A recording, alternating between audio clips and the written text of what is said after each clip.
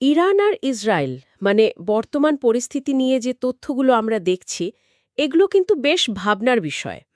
ঠিক।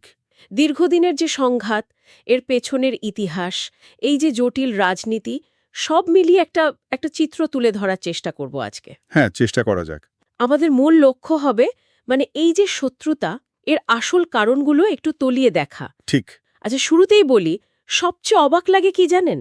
এই দুটো দেশ কিন্তু একসময় বন্ধু ছিল। হ্যাঁ, এটা অনেকেই হয়তো জানেন না। আমাদের হাতে যে কাগজপত্র আছে সেগুলো বলছে ১৯৪৮-এ যখন ইসরায়েল রাষ্ট্র হল তারপর থেকে, বিশেষ করে শাহ মোহাম্মদ রেজা পাহলবির সময়, মানে ১৯৭৯ পর্যন্ত আর কি। হ্যাঁ ঠিক তখন, ইরানের সাথে ওদের বেশ ভালো সম্পর্ক ছিল, ভাবা যায়। একদম।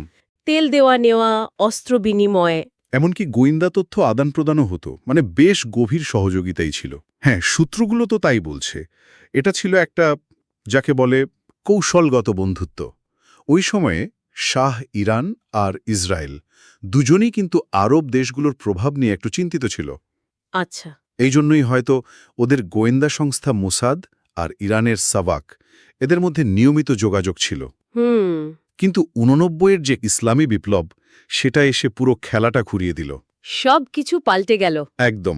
আয়াতুল্লাহ খোমেনি যখন ক্ষমতায় এলেন, তিনি ইসরায়েলকে শুধু রাজনৈতিক শত্রু হিসেবে দেখলেন না। তিনি তো এটাকে আদর্শিক শত্রু বললেন। ঠিক। ছোট শয়তান আর কি পশ্চিমা শক্তির প্রতীক হিসেবেও দাগিয়ে দিলেন। বললেন যে ফিলিস্তিনিদের উপর যা হচ্ছে সেটা ইসলামের উপর আঘাত। আর তার ফলাফল? ফলাফল হলো তেহরান সব সম্পর্ক ছিন্ন করে দিল তেল আবিবের সাথে। পুরোপুরি। আর সেখান থেকেই তো ইরান একটা অন্য পথে হাঁটা শুরু করলো, তাই না? মানে সরাসরি যুদ্ধ না করে এই যে ছায়াযুদ্ধ বা প্রক্সি ওয়ারের যে ব্যাপারটা। হ্যাঁ, ঠিক ধরেছেন। সরাসরি যুদ্ধের ঝুঁকি তো অনেক। তো ইরান কি করল? তার প্রভাব আছে এমন কিছু গোষ্ঠীকে ব্যবহার করতে শুরু করল। একদম। যেমন ধরুন লেবাননের হিজবুল্লাহ বা ফিলিস্তিনের হামাস। আচ্ছা। সূত্রগুলো বলছে ইরান এদের শুধু টাকা বা অস্ত্রই দেয় না। ট্রেনিংও দেয়? হ্যাঁ, সামরিক প্রশিক্ষণ, কৌশলগত পরামর্শ সবই দেয়। একটাই লক্ষ্য, ইসরায়েলের ওপর চাপ রাখা, তাদের নিরাপত্তা যাতে সবসময় হুমকির মুখে থাকে। যেমন ওই যে রকেট হামলাগুলো হয় প্রায়ই। হ্যাঁ, ওগুলোর পিছনে এদের হাত থাকার কথাই তো শোনা যায়। কিন্তু তার মানে তো এই না যে ইসরায়েল শুধু দেখছিল। তারাও নিশ্চয়ই কিছু করছিল। মানে এই ছায়াযুদ্ধের জবাবে তাদের পদক্ষেপ কি ছিল?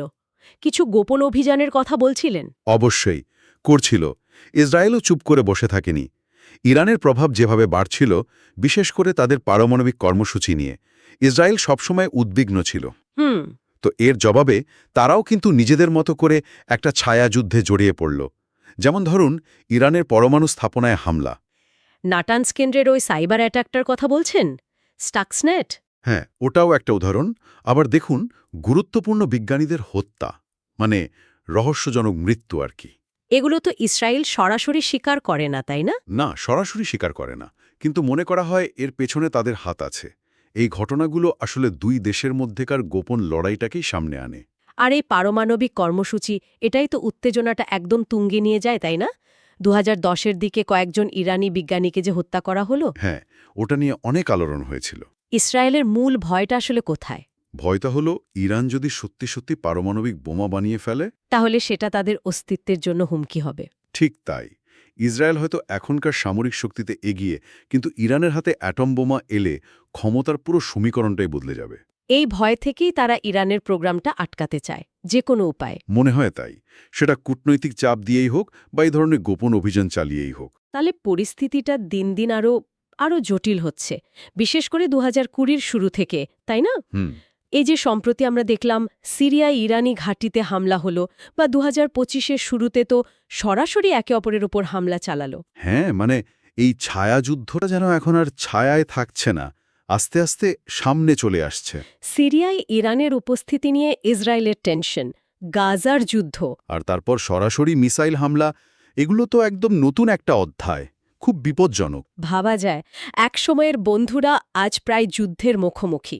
ইতিহাস, ধর্ম, আদর্শ, ভূরাজনীতি, আবার এই পারমাণবিক উচ্চাকাঙ্ক্ষা, সবকিছু মিলিয়ে অবস্থাটা যে কি দাঁড়িয়েছে, খুবই জটিল। তাহলে মোদ্দা কথাটা হলো, একসময়ের বন্ধুত্ব এখন চরম শত্রুতায় গিয়ে ঠেকেছে। একদম। আর এটা একটা খুব জরুরি প্রশ্ন তুলে দেয়। যে এর শেষ কোথায়? হ্যাঁ, এই সংঘাতের শেষটা কোথায়? এই দুটো শক্তি কি আদৌ কোনো সমাধানে আসতে পারবে? হ্যাঁ। নাকি এই আগুনটা এই যে অস্থিরতা, এটা কি পুরো মধ্যপ্রাচ্য ছাড়িয়ে আরো বড় আকার নেবে?